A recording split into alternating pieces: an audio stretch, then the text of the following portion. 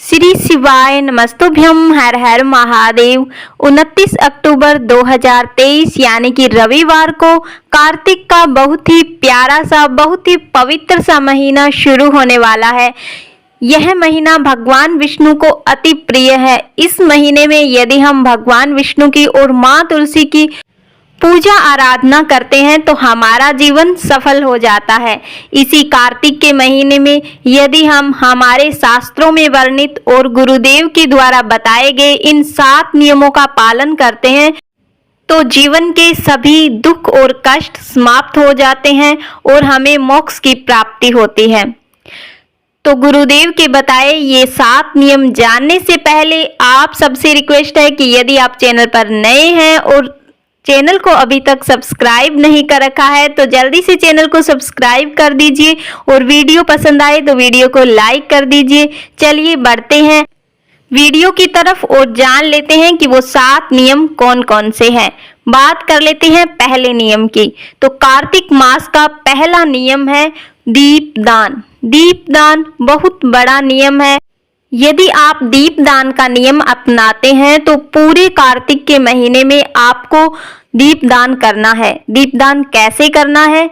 आप अपनी मर्जी से दीपदान कर सकते हैं, यानी कि आप 5 की संख्या में भी दीपदान कर सकते हैं और यदि आप 5 की संख्या में दीपदान नहीं कर सकते हैं तो आप 1 दीपक का भी दान कर सकते हैं। करना कैसे है?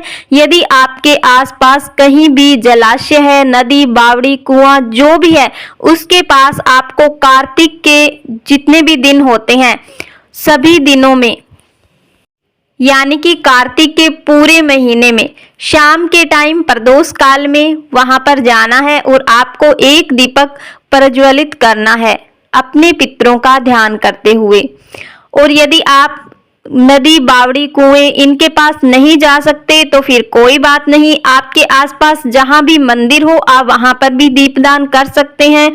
और यदि आप मंदिर भी नहीं जा सकते, आप घर से भी बाहर नहीं जा सकते तो आपके घर में तुलसी मैया तो जरूर होगी। आप अपनी तुलसी मैया के पास भी दीपदान कर सकते हैं। आप जो भी दीपदान करें वो लंबी बत्ती का ही करें। चलिए जान लेते हैं दूसरा नियम। दूसरे नियम में आपको क्या करना है? तुलसी मैया की पूजा करनी है। तुलसी मैया की पूजा में आप तुलसी जी को पूरे कार्तिक के महीने में जल अर्पित कर सकते हैं। जल अर्पित पूरे महीने में करना है, सिर्फ रविवार का दिन छोड़कर। जान लेते हैं तीसरा नियम। तीसरे नियम में आपको क्या करना है? आपको जमीन पर शयन करना है। जमीन पर शयन का मतलब है आपको डायरेक्ट जमीन पर नहीं सोना है, आपको जमीन पर आसन लगाकर सोना है। आपको बेड या फिर चारपाई पे नहीं सोना है। ये तो हुआ तीसरा नियम। चलिए जान लेते हैं चौथा नियम। चौथे नियम में आपको क्या करना है कि पूरे कार्तिक के महीने में आपको दलहन वाली चीजें नहीं खानी है। दाल की बनी हुई कोई भी चीजें आपको नहीं सेवन करनी है। चलिए अब जान लेते हैं 5वां नियम। 5वें नियम में आपको क्या करना है? अपने शरीर पर तेल नहीं लगाना है। आपको तेल से मालिश नहीं करनी है पूरे कार्तिक के महीने में। यदि आप कार्तिक के महीने में तेल लगाते हैं तो फिर ये आपके विनाश का कारण बनता है। तो इसलिए आपको पूरे कार्तिक के महीने में तेल का उपयोग नहीं करना है। चलिए जान लेते हैं छठा नियम।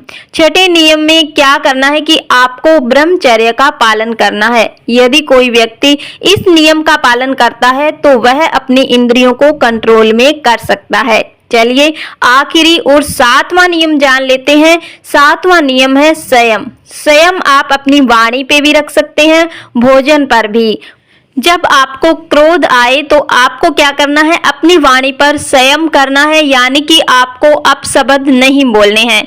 तो ये तो थे कार्तिक महीने के 7 नियम। यदि आप ये 7 नियम अपनाते हैं तो आपसे महान कोई नहीं होगा। और यदि आप 7 नियम नहीं अपना सकते हैं तो फिर 1 नियम तो जरूर से अपनाइए। यदि आप 1 नियम भी अपना लेते हैं तो आपका मोक्ष निश्चित है। तो ये तो थे 7 नियम। चलिए अब गुरुजी के बताए अनुसार ये भी जान लीजिए कि सबसे उत्तम दीपक कौन सा होता है। कार्तिक के महीने में यदि हम ये दीपक करते हैं तो हमारा जीवन सफल हो जाता है और हमें भगवान विष्णु का साक्षात्कार होता है।